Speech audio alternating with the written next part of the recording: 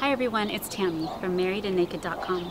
There's one thing I hear couples talk about often is that they don't get time for each other. Correction, they don't make time for each other.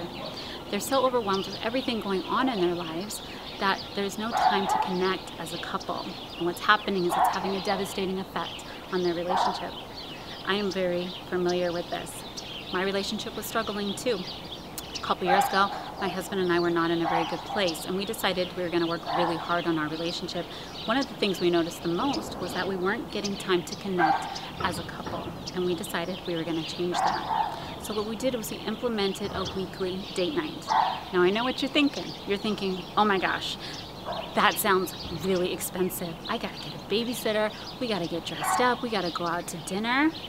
Not true. Date night for us doesn't look like that at all.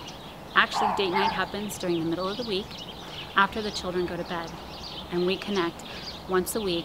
After they go to bed, we meet up in the house, in the living room, and we turn off the TV and we turn off the computers and the phones, and we connect as a couple one-on-one, and we play a game, or we ask silly questions, or we just sit and be and talk, and we find that connection again. We have found a couple things that help us have really successful date nights. One of the things is to stay away from touchy subjects or subjects that can cause rifts, like money, or maybe family, or maybe children, and keep it just on the two of you. One of the things I found that help keep the conversation connected is to ask silly questions to each other, learn about each other again. What is your favorite food? What would you do with $1 million? Questions like that. They're funny and maybe sound silly, but really helps you reconnect with your spouse and may help you learn things you never even really knew about them. And it helps keep that date night on track.